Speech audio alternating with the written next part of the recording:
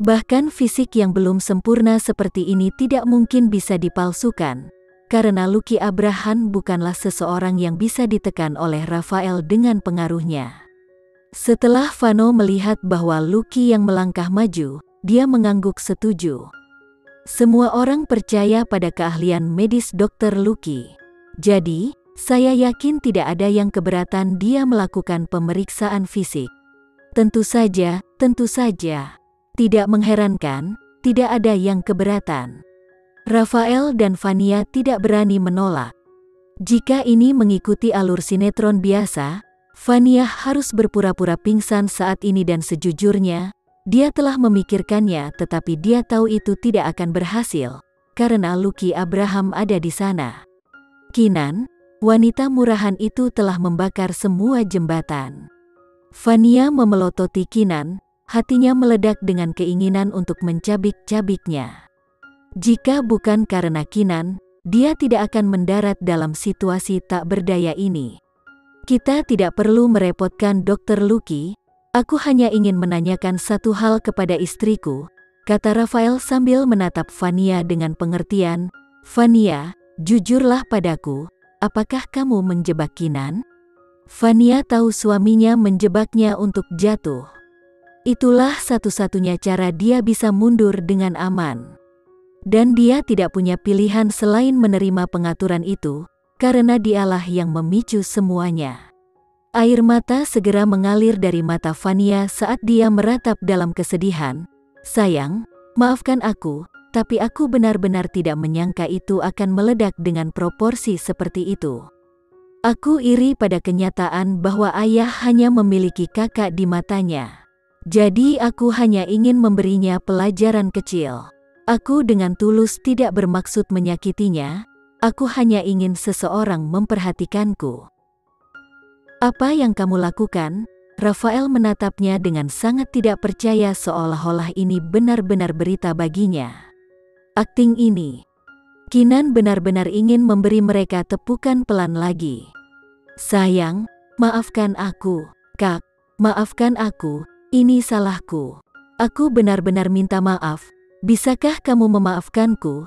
Vania menangis terseduh-seduh, berharap mendapatkan lebih banyak poin simpati. Kinan, bagaimanapun, tidak berniat untuk menunjukkan belas kasihan kepada orang-orang yang menyakitinya dan keluarganya.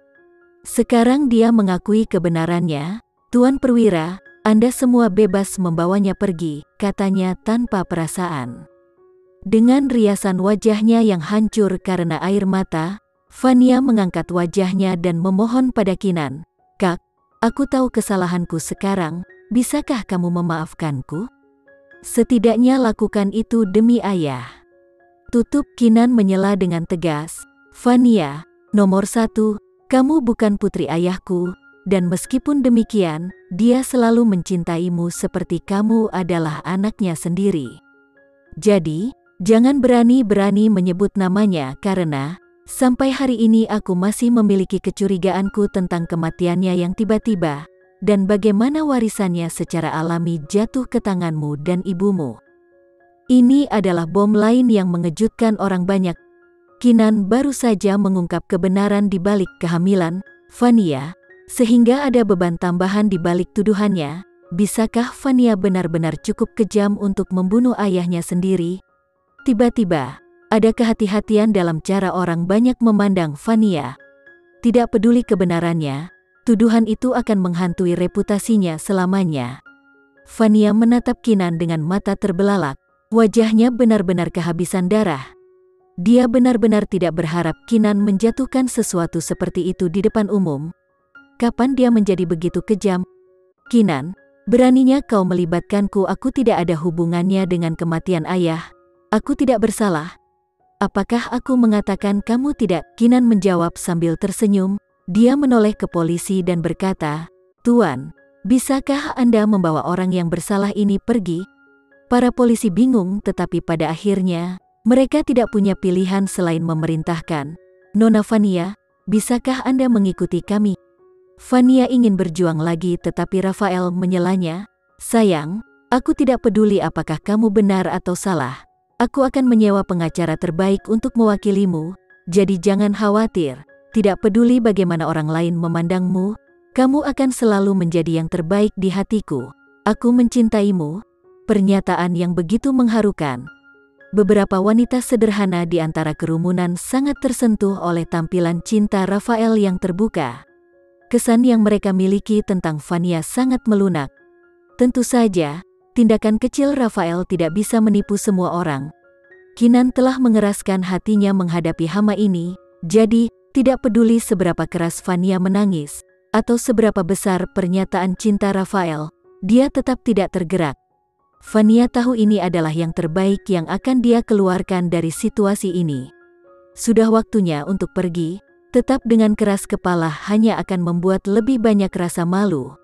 Rencana awal mereka hari itu adalah untuk benar-benar menghancurkan Kinan, tetapi wanita murahan itu telah meluncurkan serangan balik yang sempurna. Vania benar-benar kehilangan muka. Kedudukan sosialnya hancur, butuh bertahun-tahun baginya untuk memperbaiki kerusakan itu, jika masih memungkinkan. Dengan upaya bertahun-tahun yang terbuang sia-sia di kakinya, Vania sangat ingin menghapus keberadaan Kinan dari muka bumi. Saat dia dibawa keluar oleh polisi, dia memelototi Kinan dengan kejam. Itu berbicara tentang teror yang tak terkatakan yang akan dia alami untuknya. Rafael memberinya pandangan yang sama buruknya. Klakson perang telah resmi berbunyi. Itu hanya bisa diselesaikan setelah satu pihak mati. Kinan tidak terpengaruh. Dia telah menjatuhkan mereka malam itu, dan dia lebih dari bersedia untuk melakukannya lagi. Setelah Rafael pergi, Kinan juga pergi. Kinan, Vano tiba-tiba memanggil namanya. Dengan perhatian yang berat, dia menambahkan, "Aku harus memperingatkan Anda untuk berhati-hati, Rafael bukanlah karakter yang sederhana. Dia mungkin telah memenangkan pertempuran hari itu tetapi perang masih belum diputuskan. Dan itu tidak menguntungkan Kinan, karena dia tidak memiliki satu hal penting yang dimiliki Rafael. Sumber daya?" "Aku tahu," jawab Kinan singkat sebelum memaafkan dirinya sendiri dengan langkah yang tidak tergesa-gesa. Melihat punggungnya yang melengkung perlahan menjauh dari pandangannya. Pada saat itu, Vano tiba-tiba merasa Kinan cantik di luar dugaan. Dia memerintahkan kecantikan yang elegan dan ulet. Kecantikannya membutakan dan tak terlupakan. Vano bukan satu-satunya yang berpikir seperti itu. Itu adalah pemikiran yang dimiliki oleh Lucky Abraham dan banyak tamu lainnya. Ketika mereka memikirkan tentang perayaan ulang tahun itu, bayangan seorang wanita berbaju merah menyala, seperti nyala api, muncul di benak mereka. Untuk pertama kalinya sejak pertemuan kembali mereka, Elena merasa benar-benar terancam oleh kehadiran Kinan. Dia beringsut ke sisi Vano, dan berbisik dengan takut-takut seperti tikus yang ketakutan, "Vano, itu sangat menakutkan sekarang." Kinan hampir dijebak ke penjara, tapi untungnya dia terbukti tidak bersalah pada akhirnya. Tapi mengapa dia membawa perekam pena ke pesta ulang tahun putranya? Elena membiarkan pertanyaannya berlama-lama. Satu penjelasan yang mungkin adalah Kinan memasang jebakannya sendiri. Yang diburu telah menjadi pemburu, sebuah manuver yang membutuhkan banyak kebijaksanaan dan kelicikan untuk melakukannya. Elena ingin menciptakan kesan di benak Vano, bahwa Kinan adalah wanita yang sangat manipulatif. Karena dia percaya semua pria lebih menyukai wanita yang baik hati dan lemah.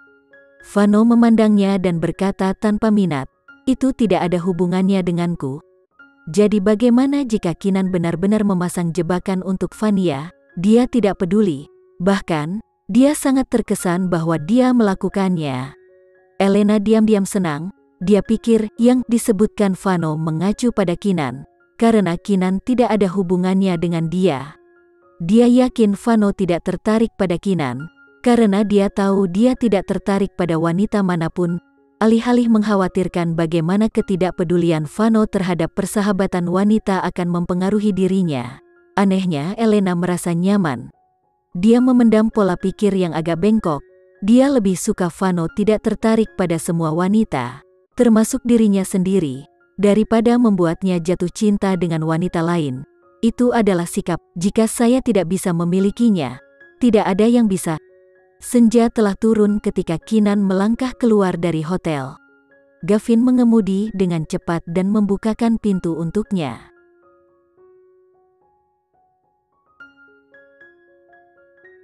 Sekian dulu ya video kali ini, kita lanjutkan lagi videonya di lain waktu. Oh iya, bagaimana menurut kalian? Semoga bisa sedikit menghibur kalian semua.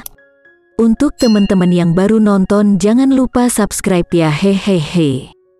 Dan kalau teman-teman ada yang ingin gabung langganan, bisa langsung gabung saja untuk dapat fitur yang menarik dan sedikit membantu Mimin.